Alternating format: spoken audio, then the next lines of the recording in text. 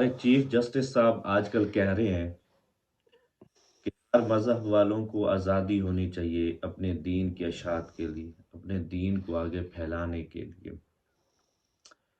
और ये वो चीफ जस्टिस साहब हैं जो बार बार आइन की बात करते हैं, कहते हैं कि आइन को मैं पहले लेकर आता हूँ, इस्लाम को बाद में रखता हूँ। तो चीफ जस्टिस साहब को ही कहना पड़ेगा कि जनाब आप आइन को तो देखें।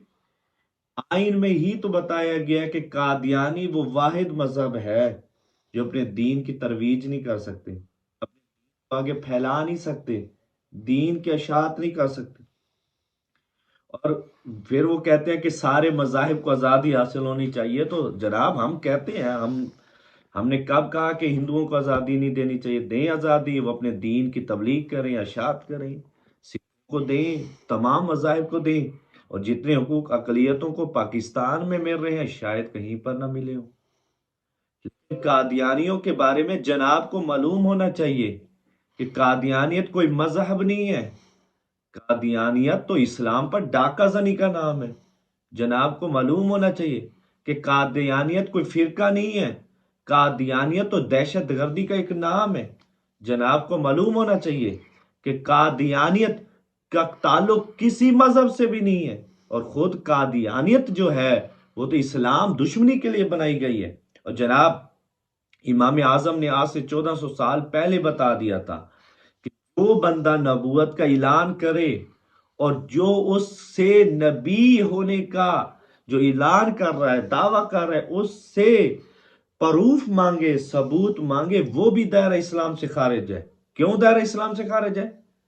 दलील तो मांगनी चाहिए, प्रूफ तो मांगना चाहिए, सबूत तो मांगना चाहिए। क्यों दायरा इस्लाम से खारिज है? क्योंकि मेरे हबीब ने फरमा दिया, आना खातमुन नबीयीन, मैं खातमुन नबीयीन हूं, ला नबी अबादी, मेरे बाद कोई नबी नहीं आएगा। जब मेरे हजूर की जबान से ये सादिर हो गया मेरे बाद कोई नबी नहीं आएगा, तो फिर हम किसी काने को नबी क्यों माने? और फिर आप कहते हैं कि उनको आजादी हासिल होनी चाहिए। किस तरह की आजादी होनी चाहिए? उनकी आजादी को तो देखें, वो जिस चीज की आजादी मांग रही है उसमें है क्या? शायर इस्लाम को निशाना बना रहे। वो कहते हैं कि हम आजादी मांगते हैं, अजान को निशाना बनाते हैं, अजान की तौहीन करते हैं।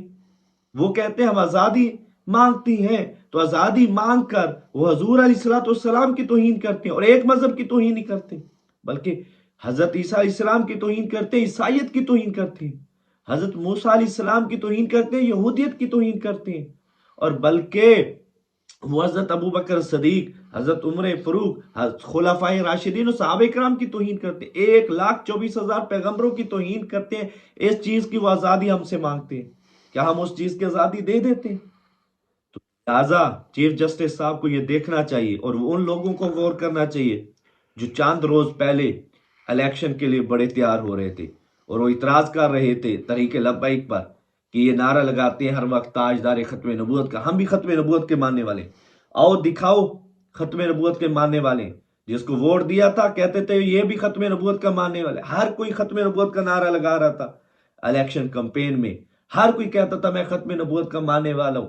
अब जिसने जिस बंदे को वोट दिया उसके पास जाए और जाकर कहे कि हमने आपको इलेक्शन जितवाया है, आपके लिए कंपेन की थी, खत्म नबूवत की खातिर कंपेन की थी, आपने खत्म नबूवत का नारा लगाया था इसलिए कंपेन की थी। लिहाजा आज खत्म नबूवत पर डाका डाला गया है, हमारे साथ चलिए, पता चलेगा कि आपने जिसको वोट दिया था उसने खत्म नबूवत के लिए कुर्बानी देनी है या नहीं। और चीफ जस्टिस साहब सुन लें, ये खत्म नबूवत का कानून ऐसे नहीं बना। इस कानून को पास कराने के लिए हमने 10,000 शोहदा की कुर्बानियां दी।